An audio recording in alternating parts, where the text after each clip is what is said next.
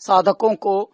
तो उसके लिए कुछ विशेष तैयारी इसलिए नहीं करनी होती क्योंकि विशेष तैयारी करके ही मेरे परमात्मा ने धरती पर भेजा है। कहते हैं ना कि ये तो अपने जन्म का लेकर आया है, जिन्हें प्रोडिजी भी कहा जाता है। अब जैसे मैं उदाहरण के लिए देता हूं कि अब पहले राजनीति में बहुत सारे लोग पहले भी रहे हैं, पहले भी आई हैं ऐसी क्रांतिकारी बदलाव, लेकिन जो अब आ रहे हैं, जिस तरह से अब हो रहा है, जहां पर संस्कृति भी, हमारी आध्यात्मिक धरोहरों को भी, हमारे भारत की परंपराओं को भी, हमारे भारत के विकास को भी, विकसित भारत की परिकल्पना को मूर्त रूप करना भी अब जैसे कर रहे हैं अब सत्ताधारी लोग, पहले भी करते थे, लेकिन अब के जो कर रहे हैं वो तैयार होकर आए हैं। उनकी ट्रेनिंग जो है परमात्मा ने ऑलरेडी कर दी है। अपने अपने क्षेत्र में जिन जिनको मेरे ईश्वर ने चुना है, उनको चुना ही इसलिए है कि जैसे ही कॉल आए मेरे दाता की, जैसे ही परमात्मा अचानक आपको जिम्मा सौंपे, ये उत्तरदायित्व अब आया, अब आपको कुंभ के लिए गाना है, अब आपको भगवान राम के प्राण प्रतिष्ठा मंदिर की हो रही है उसके लिए गाना है, अब आपको फला प्रयोजन के लिए गाना है। बस आप अपने व्यस्ततम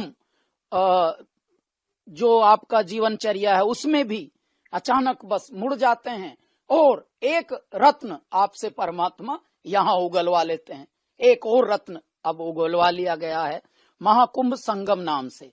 जिसकी चारों ओर चर्चा भी चल रही है और चारों ओर से बड़ों का आशीर्वाद मिल रहा है, छोटों का प्यार मिल रहा है।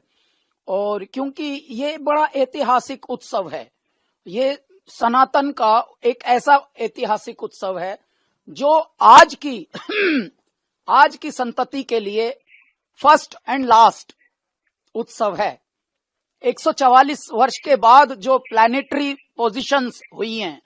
जो जिस तरह से ग्रहों की जो स्थिति बनी है, उस ग्रहों की स्थिति से जो ऊर्जा का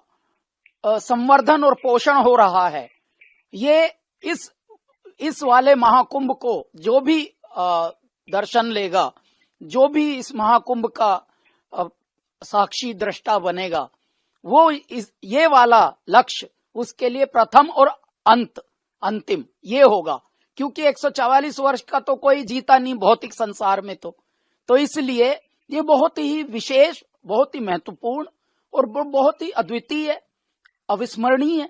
और अप्रतिम, अलौकिक एक जनमानस के लिए, एक सामान्य आत्मा के लिए होने वाला है। ऐसे में यदि आपके कैलाश खेर को चुना कि चलो ये एक स्तुति गीत गाना है महाकुंभ के लिए, जो पूर्ण महाकुंभ आया है 144 वर्ष के बाद, और पुनः 144 वर्ष के बाद ये वाली स्थिति पर हमारे ग्रह, हमारा चंद्रमा, हमारे सूर्य और हमारे जो राशियों का अदल बदल, जिस राशि में वो प्रवेश करते हैं, जिस ग्रह से किस तरह से उनकी चाल चली जाती है पूरे ग्रहों की, तो ये वाली स्थिति जो है वो 144 वर्ष के बाद फिर पुनः आएगी। तो ऐसे में यदि कोई एक भी आपके हृदय से तरंग निकल रही है, तो वो समझ लीजिए प्रेयर, विशेष प्रार्थना के रूप में, चलो गोता खाएं संगम में, करें तीर्थ स्थावर जंगम में, हर हर हर नर नारायण हैं, यही आदि अंत परायण है। जहां अगम अलौकिक ज्योत चले, जहां अगम अलौकिक ज्योत जले, चलो कुंभ चलें, चलो कुंभ चलें, चलो कुंभ चलें, चलो कुंभ चलें, चलो कुंभ चलें, चलो कुंभ चलें, चलो कुंभ चलें, चलो कुंभ चलें, और चलो गोता खाएं संगम में, करें तीर्थ स्थावर जंगम में, हर हर हर नर नारायण है, यही आदि अंत परायण है।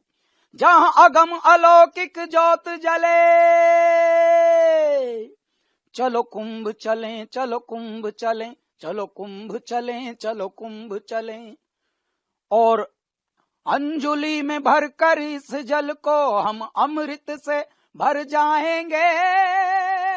है धार धार उद्धार लिए हम पल भर में तर जाएंगे। देखिए, स्नान तो हम सब बचपन से ही करते हैं, परंतु जब किसी विशेष आयोजन पर, किसी विशेष प्रयोजन पर परमात्मा, देव, संत, बड़े, पूर्वज सब एक बिंदु पर आ जाते हैं और तीन धाराओं में जब एक साथ सूर्य अपनी लौ, अपना ताप, अपनी ऊर्जा उसमें फेंक रहे हैं और कह रहे हैं, आओ सृष्टि वालों, आओ भारत वालों, आओ धर्मावलंबियों,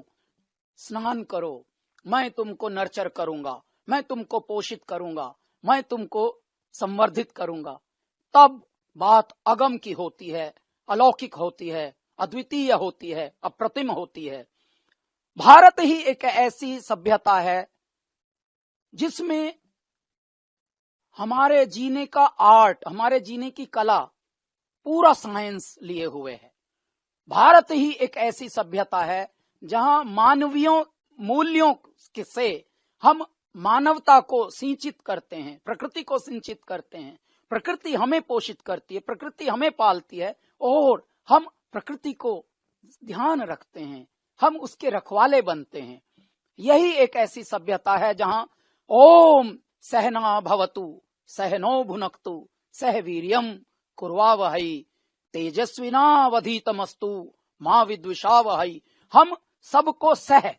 सबको साथ लेकर चलने की बात करते हैं। होता क्या है, चांद सूरज पृथ्वी ना बदले, ना हवा ना पानी, बदल गए विद्वान देश के, यूं आ गई है हानि। बहुत अमीर बन रहा है मनुष्य, बहुत धनवान बन रहा है मनुष्य, बहुत बड़े बड़े कीर्तिमान रच रहा है मनुष्य, परंतु साथ ही साथ अहंकारी भी हो रहा है मनुष्य। आपको पता है, ये पृथ्वी, ये संसार, ये ब्रह्मांड एक नाव की तरह है। जैसे परमात्मा ने कटोरे में पूरी धरती रच दी, उस कटोरे में अगर छेद हो जाए तो पूरा कटोरा डूबेगा, पूरा कटोरा ही